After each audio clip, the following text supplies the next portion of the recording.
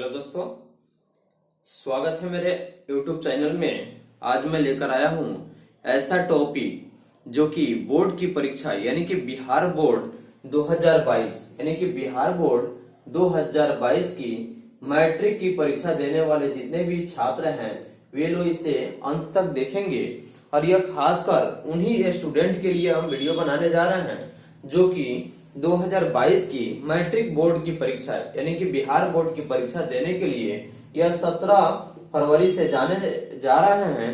उनके लिए यह काफी महत्वपूर्ण टॉपिक हम बताने जा रहे हैं। ठीक है कि सबसे पहले जो प्रश्न सेट आएगा, ठीक है, उसको किस प्रकार से हम हल करेंगे ताकि आपकी बोर्ड की परीक्षा में काफी अधिक नंबर मिल सके। ठीक है, तो अधिकांशतः छात्र क्या गलती कर देते हैं कि सबसे पहले यानी कि प्रश्न जो मिलता है उस प्रश्न को अच्छे तरीका से वे पढ़ नहीं पाते हैं, और अगर पढ़ते भी हैं तो उनको इस तरीका का ज्ञान नहीं होता है कि हम किस प्रकार से एग्जाम दें। यानी कि परीक्षा में बैठने के लिए तो चले जाते हैं, लेकिन उनको अनुभव नहीं होता है कि हम परीक्षा देने के लिए आए हैं तो किस प्रकार से कैसे प्रश्न का हम हल करेंगे ताकि बोर्ड की परीक्षा में मेरा अधिक से अधिक नंबर आ जाए। ठीक है, तो पहले की परीक्षा और अब की परीक्षा में बहुत सारा अंतर हो गया है, क्योंकि आप जानते हैं कि 500 नंबर की परीक्षा होती है और प्लस 100 नंबर की इंग्लिश की परीक्षा होती है, जिसमें आपको 500 नंबर अनिवार्य है और सिर्फ इंग्लिश जो है ना एग्जाम में बैठना अनिवार्य है, लेकिन इसका नंबर आपके इसमें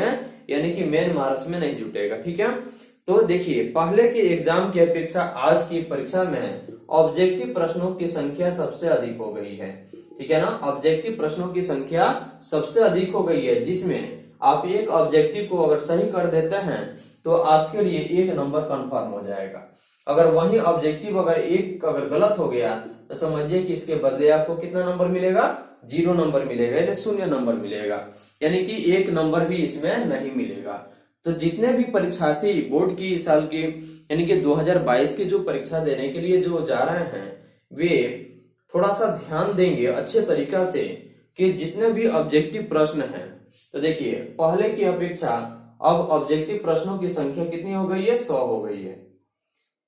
बोर्ड की परीक्षा में जो प्रश्न आ रहा है, प्रश्न पत्र आ रहा है ना, उसमें ऑब्जेक्टिव प्रश्नों की संख्या 100 है, जिसमें यानी कि 50 ही यानी कि 50% नंबर को ही हमें मतलब फॉलो करना है। तो 100 क्वेश्चन में आपको 50 नंबर में ही यानी कि लाना है। तो 50 नंबर के लिए हम क्या करेंगे, यानी कि बहुत ऐसे छात्र होते हैं जो कि क्या करते हैं, बोर्ड की परीक्षा में जाते हैं, जो कि देखिए यानी कि सीरियल नंबर जैसे होगा, तो देखिए सीरियल नंबर कहां से होता है, यानी कि सीरियल नंबर आपका 1 2 3 4 5 6 7 8 9 और 10 मानकर चलिए कि यह आपका तो 100 तक हो गया। तो जो OMR शीट मिलेगा उस OMR शीट में आपको कितना होगा, यानी कि प्रश्नों की खाना जो होगी यानी कि जो खंड होगा, ठीक है, गोला करने का जो खंड होगा वो आपका कितना होगा, 100 होगा। लेकिन उसमें हमें क्या करना है, मात्र 50 प्रश्नों का ही उत्तर देना है। तो देखिए सबसे पहले यह प्रश्न आपको ऐसे प्रश्न मिलेगा। ठीक है, तो इस प्रश्न में सबसे पहले हम क्या करेंगे कि देखिए सबसे पहले ऑब्जेक्टिव प्रश्नों की जो संख्या रहेगा वह आपका देखिए 100 रहेगा। ठीक है ना, यानी कि आपकी बोर्ड की परीक्षा के लिए या जो अभी वर्तमान में जो टेस्ट परीक्षा हुई है 10th क्लास के लिए उसका यह सीरीज है। ठीक है, तो देखिए सबसे पहले हम ऑब्जेक्टिव प्रश्न बनाने के लिए जो जाएंगे तो देखिए क्या होता है, सीरियल नंबर 1 2 फिर यहाँ पर 3 4 यानी कि इस प्रकार से सीरियल दिया हुआ है। ठीक है, लेकिन इस तरह से सीरियल देते हुए प्रश्नों की संख्या टोटल कितनी है, तो देखिए टोटल प्रश्नों की संख्या आपकी कितनी है, देखिए 100 प्रश्नों की संख्या होगी। देखिए हम बता रहे हैं, अंत तक इसको देखें। यानी कि देखिए सामाजिक विज्ञान की परीक्षा थी और सामाजिक विज्ञान की परीक्षा में आपका टोटल प्रश्नों की संख्या कितनी होती है, यानी कि 80 नंबर की एग्जाम आपकी होती है, जबकि 20 नंबर आपके विद्यालय से मिलता है। कहां से मिलता है, विद्यालय परफॉर्मेंस के हिसाब से, यानी कि विद्यालय में व्यवहार आप जिस प्रकार से बनाए होंगे उसके अनुसार से यह नंबर मिलता है। लेकिन आपके रिटन की परीक्षा जो बोर्ड की होती है वह कितने नंबर की होती है, 80 नंबर की होती है। कितना नंबर की, 80 नंबर की होती है, जिसमें 80 नंबर में यह जो 40 नंबर होता है यह आपका ऑब्जेक्टिव होता है और 40 नंबर जो होता है यह आपका सब्जेक्टिव होता है। टोटल मिलकर के कितना हो गया, यानी कि 80 नंबर की परीक्षा होती है। लेकिन अब इसमें ध्यान हम देंगे कि ऑब्जेक्टिव प्रश्नों की संख्या कितनी होती है। तो देखिए ऑब्जेक्टिव प्रश्नों की जो संख्या होती है वो 80 होती है, जिसमें मात्र 40 को ही आंसर देना है और 40 को हमें छोड़ देना है, क्योंकि हमें 40 नंबर का ही ऑब्जेक्टिव प्रश्न पूछ रहा है। तो देखिए यहाँ प्रश्न संख्या 1 में आपका ऊपर दिया हुआ है, ध्यान से इसके देखेंगे। देखिए प्रश्न क्या पूछ रहा है यहाँ पे, देखिए ध्यान से देखिएगा। प्रश्न संख्या वस्तुनिष्ठ प्रश्न है, यानी कि ऑब्जेक्टिव प्रश्न है। इसमें प्रश्न संख्या 1 से 80 तक के प्रत्येक प्रश्न के साथ 4 विकल्प दिया गया है।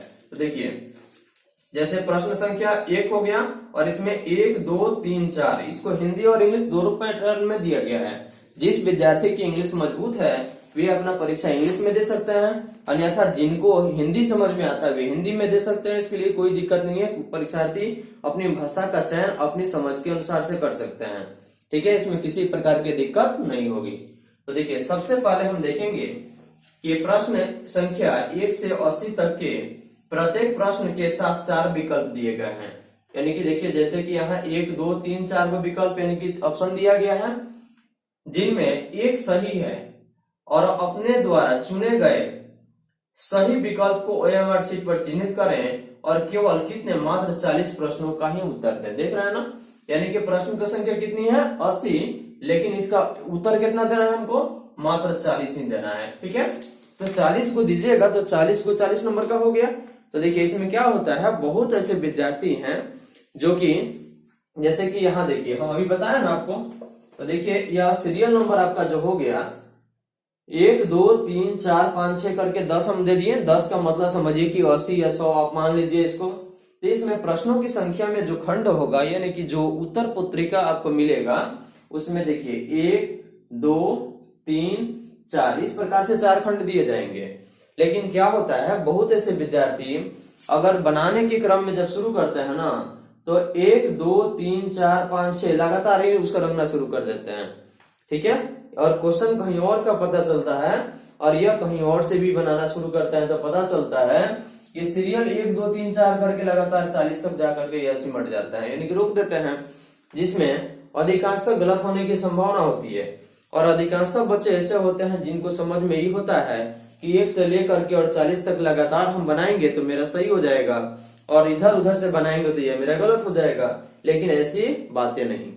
ठीक है, तो आप सबसे पहले क्या कीजिएगा कि मानकर चलिए कि आपका पहला क्वेश्चन अगर पूरी की पूरी याद है तो आप पहला क्वेश्चन का आंसर दे दीजिएगा। ठीक है, यानी कि जिस गोला में आपका रिजल्ट आएगा यानी कि जिस गोला का आंसर आपका सही होगा ए बी सी, देखिए ऐसे ए बी सी और डी 4 ऑप्शन आ गया। ठीक है, तो मानकर चलिए कि ए नंबर का अगर हमको सी सही है तो सी को रंग देंगे। ठीक है, अगर 2 नंबर याद नहीं है तो 2 को हम छोड़ देंगे। अगर हमको 3 नंबर भी याद नहीं है तो उसको भी छोड़ देंगे। अगर 4 नंबर हमको याद है तो 4 नंबर को हम रंग देंगे। यानी कि देखिए ए बी सी 4 करके ऑप्शन हो गया, ए बी सी डी 4 गोला हो गया आपका। देखिए ए बी सी और डी, तो हम क्या करेंगे 2 और 3 नहीं आया छोड़ देंगे हम उसको, ये ना कि हाँ सीरियल नंबर से ही बनाएंगे, ऐसी कोई जरूरत नहीं है। तो हम क्या करेंगे, यानी कि अगर मानकर चलिए 4 नंबर का ऑप्शन नंबर डी अगर सही है तो ऑप्शन नंबर डी को हम रंग देंगे, यह आपका उत्तर हो जाएगा। ठीक है, तो देखिए इस तरह से आप बोर्ड की परीक्षा का सारे क्वेश्चन को बना सकते हैं। ठीक है, इस तरह से रहा आपका ऑब्जेक्टिव प्रश्न का। ठीक है, अब हम बताने चल रहे हैं आपके लिए सब्जेक्टिव प्रश्न का। देखिए सब्जेक्टिव प्रश्न के लिए जिसमें आपका लघु प्रश्न भी होता है, ठीक है, और उसके बाद में आपका दीर्घ भी प्रश्न होता है। एक आपका अति लघु प्रश्न होता है, क्या होता है, अति लघु प्रश्न होता है, दूसरा लघु होता है और तीसरा दीर्घ होता है। तो मानकर चलिए कि हमको बनाना है तो सब्जेक्टिव के लिए, यह तो ऑब्जेक्टिव के लिए आपको बता दिए कि जो क्वेश्चन आपको याद है उसको आप बनाइए, ना कि सीरियल नंबर से ही बनाना कोई जरूरी नहीं है। अगर सीरियल नंबर से याद है तो 1, 2, 3, 4 करके 40 तक आप बना सकते हैं, अन्यथा अगर सीरियल नंबर से याद नहीं है, जो प्रश्न अगर आपको याद है बस उसी प्रश्न को हल कीजिए और बाकी को साइड कीजिए। ठीक है, और सबसे पहले आप परीक्षा देने जब जाइए तो आप सबसे पहले उसी क्वेश्चन को हल कीजिए जो आपको सबसे ज्यादा याद हो। ठीक है, अगर प्रश्न संख्या 1 अगर याद है तो 1 बना दीजिए, 2 याद है तो 2 बना दीजिए, लेकिन बहुत ऐसे स्टूडेंट होते हैं जो कि एक नंबर याद है या नहीं याद है, तो चलिए एक में उलझे रह जाते हैं, कुछ देर तक उलझ करके समय को बर्बाद कर लेते हैं। लेकिन ऐसा आप नहीं कीजिएगा, ठीक है। आप ऐसे कीजिएगा कि जो प्रश्न देने के लिए जब जाएं तो जो क्वेश्चन पहले आ जाए प्रश्न को पढ़ लीजिएगा, और जो प्रश्न आपको सबसे पहले दिखे कि इस पर पूरी की पूरी कमांड है, यानी कि पूरी तैयारी मेरा हो चुका है, उस प्रश्न को पहले लिखिए। मानकर चलिए कि 1 2 3 4 5 क्वेश्चन अगर हो गया, और 5 क्वेश्चन में आपका दिया हुआ है, तो इसमें सबसे पहले अगर 1 नंबर याद नहीं है, 2 नंबर याद नहीं है, 3 नंबर याद है, 3 नंबर को पहले बना दीजिए।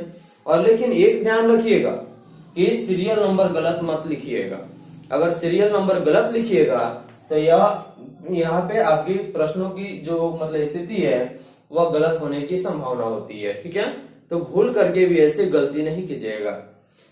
कम से कम आप सीरियल नंबर को, जो प्रश्न को बनाइएगा उस प्रश्न के नंबर को, यानी कि नंबर संख्या को अच्छे तरह से जरूर लिखिएगा, ठीक है, ताकि आपका रिजल्ट बढ़िया आए। और हो सके तो जितना हो सके उतना कोशिश कीजिएगा कि आपका कॉपी खाली न रहे, और नंबर के लिए काफी कोशिश कीजिएगा, पढ़िएगा।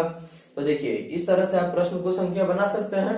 जो पहले आए उसी को बनाए, ये ना कि जो फंस गया बस छोड़ दिए, उसी में उलझ गए और उसी में उलझ करके काफी देर तक समय को नुकसान कर लिए, और बाद में तब तक समय आपका निकलता गया और कॉपी छीनने की बारी आई तो पता चला कि क्वेश्चन आप अधूरा ही छोड़ दिए, ठीक है।